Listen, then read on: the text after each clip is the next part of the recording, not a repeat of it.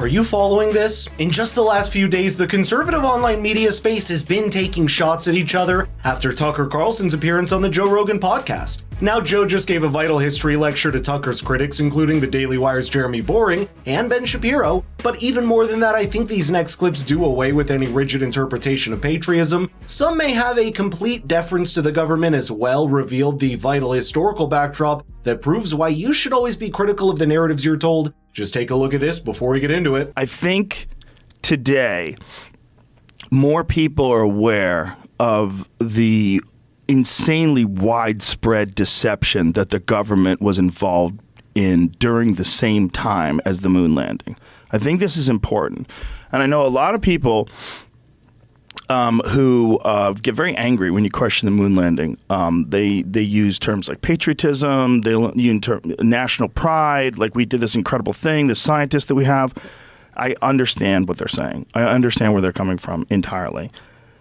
But we have to look at things realistically if we're ever going to get an accurate picture of how the world works. It seems like there's a dividing in the conservative movement, and Joe Rogan's words are a subtle reality check directed at the Daily Wire's Jeremy Boring. Just last week, Jeremy had come out with an absurd implicit charge against Tucker Carlson for supposedly hating the country if he questioned wholesale government narratives on things like the nuclear bombings or the moon landings. But it's hard to believe for anyone that knows history how the conflation between loving the country and the government is a very bad idea. Granted, you don't have to agree with everything Tucker Carlson had said on Joe Rogan's podcast that started it all, but it's truly something to see an entire platform like the Daily Wire be so antagonized against people like Tucker and even Candace Owens in the last few months. And on the specifics of the moon landing itself, I think that's hardly even relevant. There's a lot of people, for example, that will construe Joe's willingness to have a conversation with someone like Bart Sibrel, who denies the moon landings ever happened, as an endorsement of that idea itself. Yet Joe has never really expressed a clear denial despite his questions or skepticism. Being willing to have the conversation no one wants you to have is exactly what has prevented Joe Rogan from boxing himself up into one side. And when you know there's a whole trail of historical events where the government has lied to you, it becomes all the more important to have those conversations. So there's the Bay of Pigs, there's all these things, there's the Kennedy assassination itself, which they still won't release the files. There's the moon landing. The moon landing, and then there's Nixon, getting Nixon removed from the White House, which I didn't know was a giant government operation too. Tucker Carlson laid that all out, and I was like, what? And then I read a bunch about it. What he's saying is totally true. What I want people to do is to say, what did they tell the truth about? If this is the one thing that you're willing to hang your hat on, you say, I know they lied about everything. What did they tell the truth about? What did they They said, you know what? I know we're liars and we get people killed and we're, funneling money here and there. But what?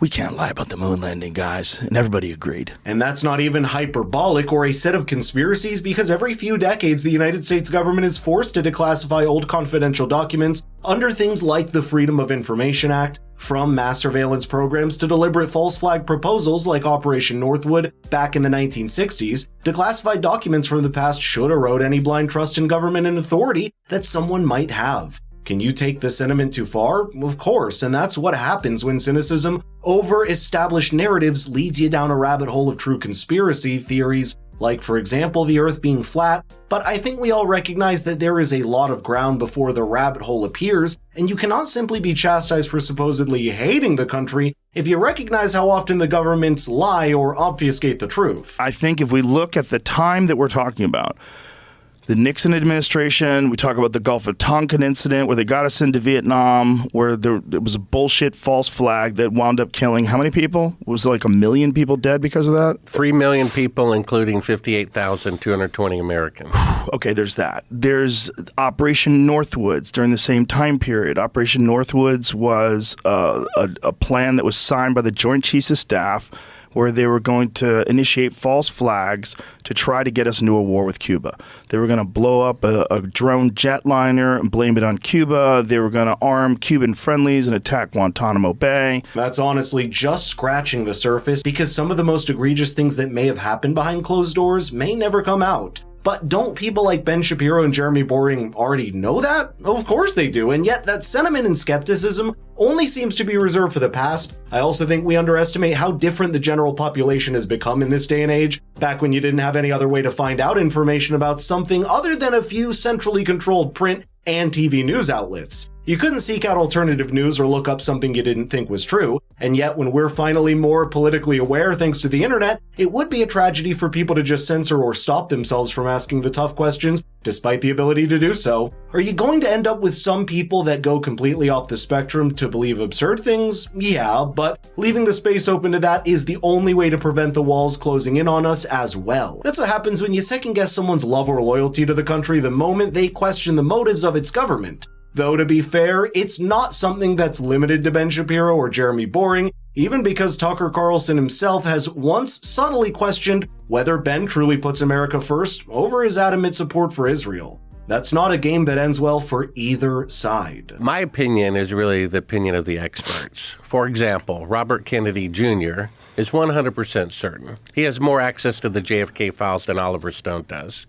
He's 100% certain that his uncle, President Kennedy, was killed by the CIA. Then, as you mentioned, the Gulf of Tonkin. Robert McNamara, before he died, got it off his chest, said that the Gulf of Tonkin incident, the Pearl Harbor incident that got America behind the Vietnam War, never happened. He and the CIA completely fabricated it.